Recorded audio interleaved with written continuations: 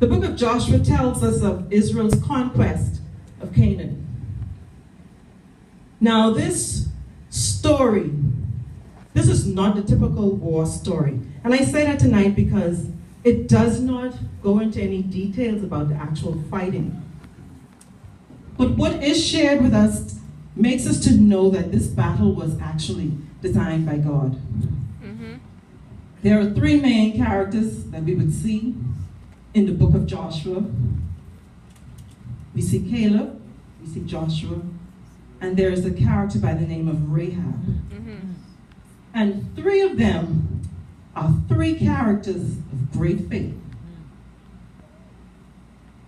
And two of them are mentioned in the book of Hebrews, chapter 11 and 30, when it speaks about the walls of Jericho falling down. And then verse 31 that says, by faith, the harlot Rahab, she perished not with them that believed not, when she had received the spies with peace. The book of Joshua is a counterpart to the book of Exodus. Exodus records how God led his people out of Egypt, through the Red Sea, from the land of bondage, while Joshua tells how God led his people through the Jordan River to a land of promise in Canaan. Mm-hmm. Now this book is considered to be the Ephesians of the Old Testament. And it's a very, very exciting book to study and to read. And the reason I say that is because so many exciting things happen in the book, and it is so easy to be distracted. We see where Moses dies and Joshua ascends to leadership. We see the promise of great success is given by God for those who keep and meditate on his word.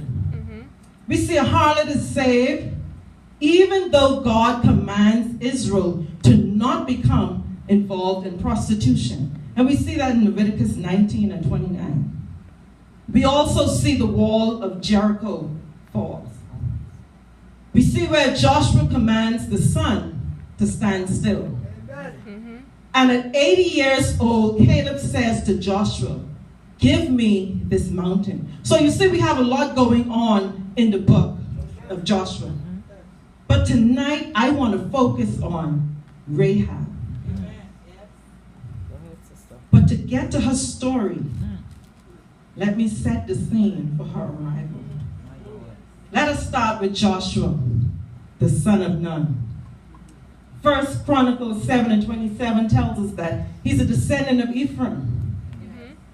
He was with Moses since the giving of the Ten Commandments in Exodus 24 and 13.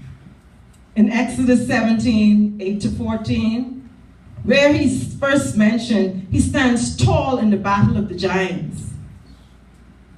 We see where he was chosen by Moses to also lead the Israelites. But before God put him to lead the nation of Israel, he used him to lead a small army of men. You see, saints of God, it doesn't matter where you start. It doesn't matter how it looks at the beginning. That's a sign that if you're faithful over little, God will make you ruler over many. If you just be faithful over what he's given you. We have a tendency to despise small beginnings. But we see where God used him to lead a small army before he used him to lead a big army. Again in Exodus, we see Moses had him as one of the 12 spies that were sent out to Canaan. And Joshua was one of the 2 that came back with a good report.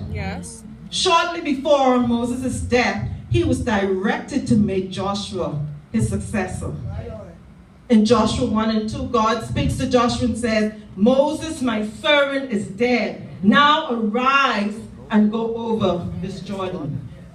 And now in chapter 2, they stand at the threshold of Jericho to send in spies, now preparing for the overthrow. The spies go into Jericho and they come to the house of a harlot, a prostitute by the name of Rahab.